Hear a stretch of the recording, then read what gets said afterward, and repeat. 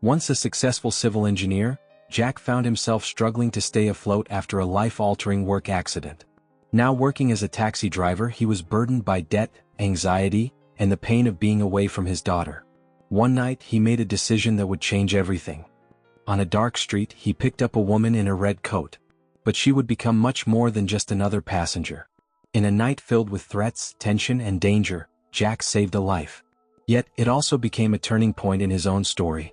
A fight for justice would lead Jack toward a brand new future. A single moment of courage sparked a lifetime of change. Now, witness this unforgettable journey. Jack remembered the day he lost his job like it was yesterday. The accident at the construction site had turned his life upside down.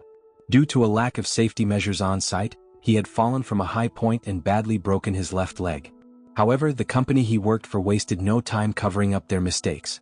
They tried to sweep the incident under the rug, blaming Jack entirely, claiming that the accident was a result of his own carelessness. Jack didn't stay silent in the face of this injustice. When he announced that he would sue the company for safety negligence, his boss gave a mocking response. "We've got an army of lawyers, Jack. If you sue, it'll drag on for 10 years. You'll be stuck dealing with courts and the legal fees will ruin you. You'll end up with nothing. But hey, it's your choice." His boss's words ignited a fire of anger within Jack. Although he knew he was in the right, his financial situation didn't allow him to take on a prolonged legal battle. He was already under financial strain due to the house he had left to his ex-wife and young daughter after their divorce. Jack had started fresh by renting an apartment, but soon after he took out a loan to buy the place, hoping for a more secure future. Now that he had been fired, he was falling behind on his monthly payments, and the debt was becoming a heavy burden on his shoulders. With his legs still healing, finding a job was out of the question. During that time he had spent all of his savings. Once he fully recovered, he began looking for work immediately. However, the negative references from his accident haunted him at every turn, making it nearly impossible to land a job in his field. Desperate, he had to take whatever work he could find. Eventually, he found an urgent job opportunity as a taxi driver and started right away. Now, Jack spent his nights driving a cab and his days searching for a new job in construction engineering. Despite the challenges, he had no choice but to adapt to this demanding routine in order to keep going and pay off his debts. That night was no different from the others. The sky outside looked like it had been torn apart. Rain poured down in torrents, flooding the city streets. The windshield wipers of the taxi moved rapidly as Jack's mind drifted into deep thought. It had been a long time since he had seen his little daughter. The longing for her tugged painfully at his heart. Life struggles had consumed him, but every time he thought of his daughter, he felt a dull ache deep inside. With the rhythmic sound of the rain in the background, he picked up a few passengers, dropping them off at their destinations. Then, a well-dressed man in an expensive suit got into the taxi outside a luxury restaurant. The man gave Jack an address in a wealthy neighborhood, leading to an impressive villa. When they arrived, Jack stopped in front of the enormous mansion. He glanced out the window, taking in the sight of the place: high walls, a sprawling garden, a grand entrance gate. Jack's mind wandered to his own life. Even the monthly payment for his tiny apartment was a huge burden. The unfairness of the world stirred a wave of anger in him. He gripped the steering wheel tightly, his foot pressing harder on the gas pedal without realizing it. On the way back, the rain had let up, but Jack's thoughts were storming more than ever. He couldn't shake the image of that grand mansion, its pristine gardens, towering columns, and the distant glow of wealth that seemed like a different world. Meanwhile, his own reality was filled with endless struggles to make ends meet.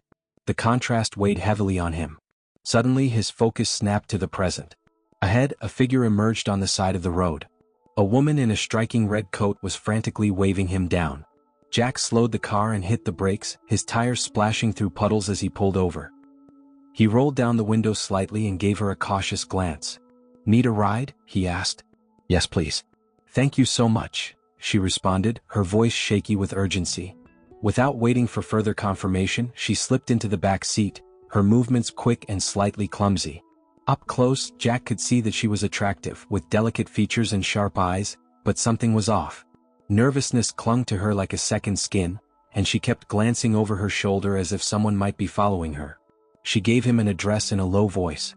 Jack recognized the area instantly. It was far from the wealthy neighborhoods in one of the roughest parts of the city. A place known for crime, shady dealings, and people who didn't ask questions. Jack hesitated for a moment, his grip tightening on the steering wheel. He glanced at her reflection in the rearview mirror.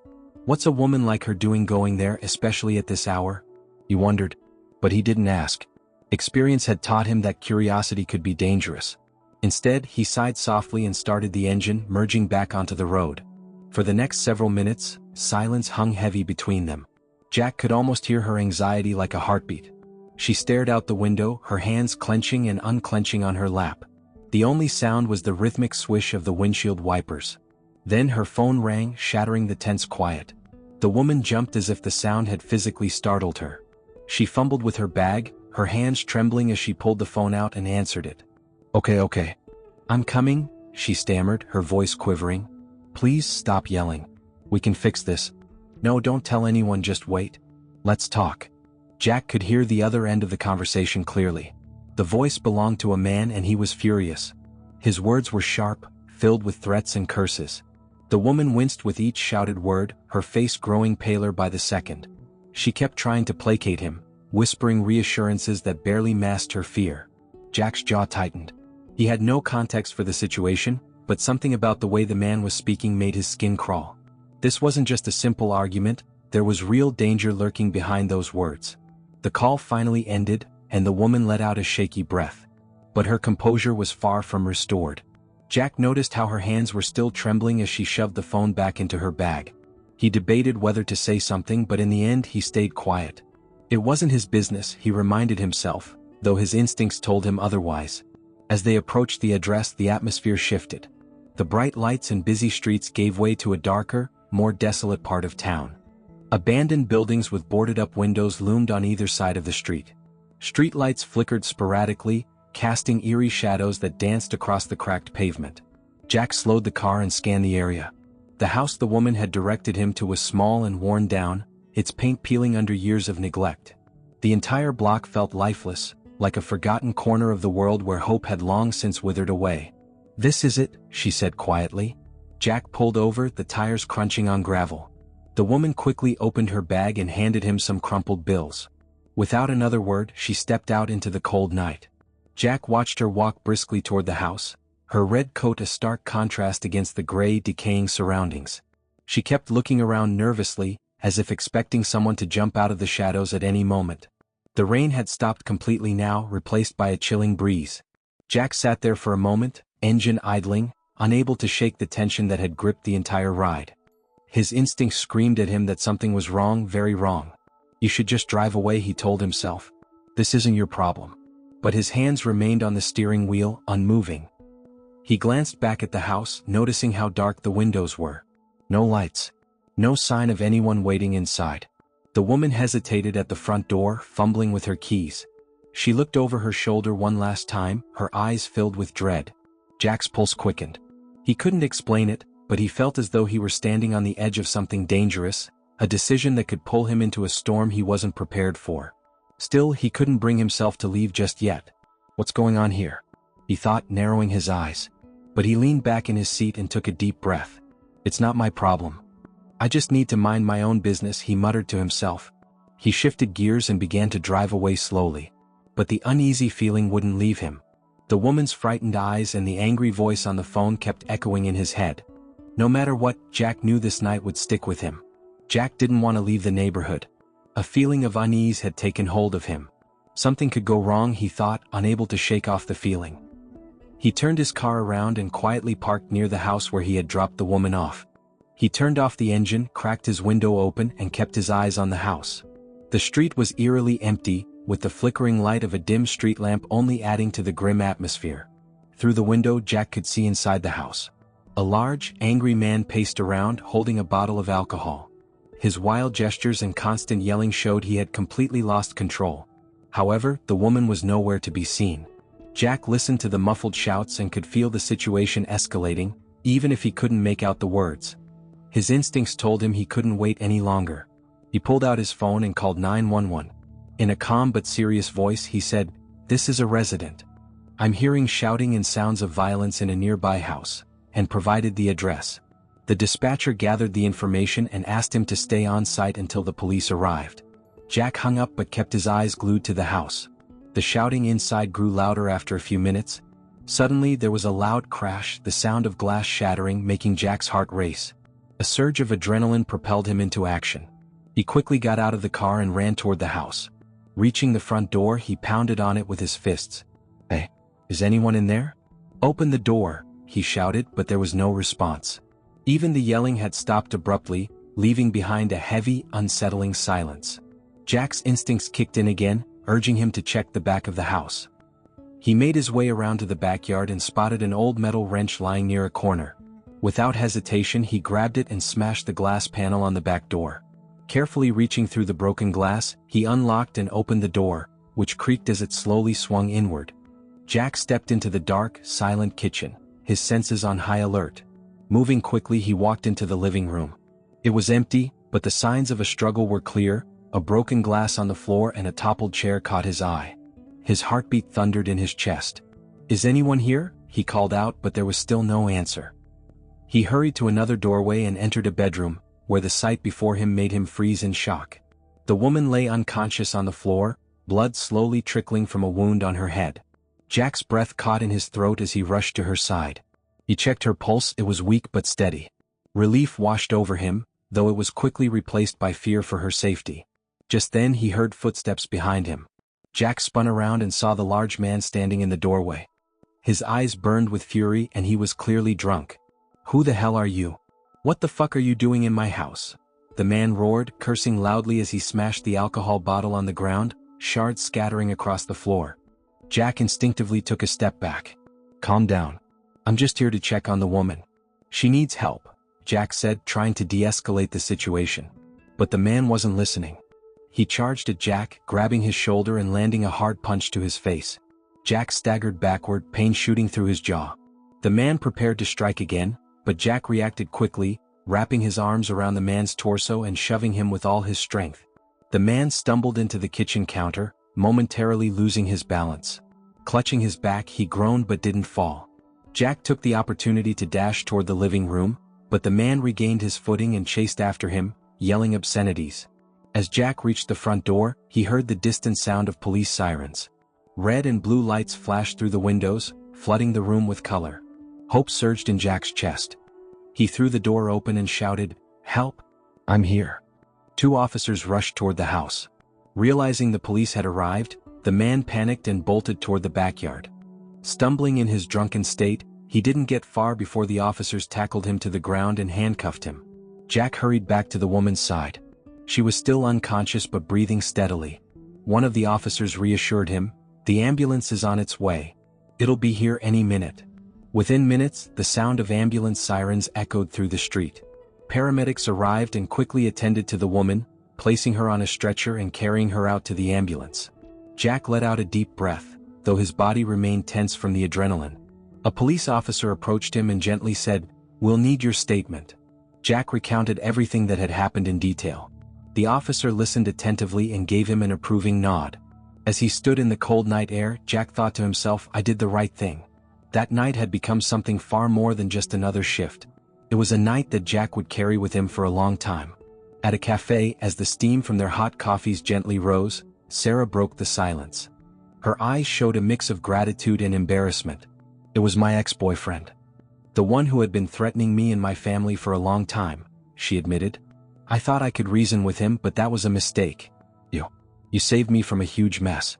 You saved my life. Thank you, Jack." Jack smiled shyly. "Anyone would have done the same," he replied modestly. Sarah shook her head and chuckled softly. "No, trust me, most people would have wanted nothing to do with that." Jack looked her in the eyes and spoke sincerely. "I'm just glad you're okay." After a brief hesitation, Sarah said nervously, "While waiting for you at the taxi stand, I had a little chat with your coworkers and boss." She quickly added, I asked them a few things about you. They told me you've only been working here for a short time. Apparently, you had an accident?" Jack paused for a moment. A faint tension crossed his face as the memories resurfaced. "Yeah," he said softly. "It was a work accident. After recovering, I started working as a taxi driver." Sarah leaned in with curiosity. "What kind of accident? What was your job?" Jack took a deep breath and answered, "I'm a civil engineer. I was working at a construction site. The conditions were terrible, no safety nets. I fell and broke my leg." Sarah's eyes widened in shock. "That's such a huge safety violation," she said, astonished. Jack gave a small, bitter smile and lowered his head slightly. Apparently no one cared. Sarah, now deep in thought, asked, "Didn't you get any compensation?" Jack sighed, recalling the unsettling conversation he'd had with his former boss. "No. My boss straight up threatened me. He said, 'I've got a team of lawyers. If you try to sue, it'll take 10 years and you'll be stuck waiting. Court costs will ruin you.' And he was right. I didn't have the strength to fight back at the time." Sarah sat silently for a moment, then turned to Jack with a determined look in her eyes. "But you do now, Jack." Jack looked at her in surprise. "What do you mean?" Sarah smiled and explained, "I'm a well-known attorney. I've represented major companies, politicians, and celebrities. I can help you. Trust me, I have plenty of experience with cases like this." Jack leaned back, taken aback by her offer. "That's a lot, Sarah." "I can't accept that," he said, feeling a bit overwhelmed. Sarah gently tilted her head and met his gaze with sincerity. "Jack, you saved my life. I'm still here because of you. How is this too much? Please let me help." "Let's get you the justice you deserve," she said with a warm smile. Jack lowered his head in gratitude. "Thank you, Sarah," he said quietly. They left the cafe that day and Sarah kept her word. She immediately began working on Jack's case, gathering documents, conducting research, and meticulously preparing the lawsuit. The process dragged on for months. Though Jack tried not to get his hopes up too high at first, Sarah's professionalism and determination slowly gave him confidence. One day Jack's phone rang. It was Sarah. He picked up and her voice was brimming with excitement. "Jack, we won," she exclaimed. "The case is over, you're getting everything you're entitled to." Jack was stunned by Sarah's words. "Wait, what? How is that even possible? Isn't it too soon for the case to be over?" he asked, bewildered. Sarah smiled. "It took some effort, but I managed to speed up the process," she explained. "The company tried to protect its reputation by offering a large settlement and asking you to stay silent. But I didn't accept it. We kept pushing the case, and when the court's ruling came through, the compensation awarded was even higher than what they originally offered. On top of that, the company will now be under regular inspections. So by refusing to stay silent, you actually helped make the workplace safer for others too. Congratulations, Jack." Jack was speechless for a moment. The gravity of the news echoed in his mind. They quickly decided on a place to meet, and not long after, they sat together as Sarah walked him through all the details. Jack was stunned by everything he heard. When she revealed the amount of compensation he'd received, his eyes widened. This money would not only wipe out all his debts but also allow him to buy a new home. It took him a while to fully grasp the reality of it all. Jack took a deep breath, his eyes welling up. He looked at Sarah and spoke emotionally, "Sarah, I can't thank you enough. You've truly given me a new life. It's been so long since I've felt this light. The debts, the worries, and the trauma of what I went through, those things have trapped me for years. But you fought not just for me but to make sure others can work safely too. I'll never forget that. You've changed my life and I'm forever grateful." Sarah was visibly moved by Jack's words. "And you risked your own safety that night to save me. In a way, we both changed each other's lives," she said with a warm smile. In the following weeks, Jack received his compensation. He paid off all his debts first, then opened his own engineering firm. He began working independently and soon took on various projects. His career quickly gained momentum and he built a peaceful life for himself. No longer overwhelmed by work, he could finally spend time with his daughter whenever he wanted. Jack often thought back to that night. "If I had ignored my instincts and left the neighborhood, I'd probably still be drowning in debt," he reflected. One brave decision in a single moment had completely transformed his life. As he started this new chapter, Jack looked to the future with hope and gratitude. That night, not just one life had been saved, but two. If you enjoyed this inspiring story of how Jack's life changed, don't forget to subscribe to our channel and give the video a thumbs up.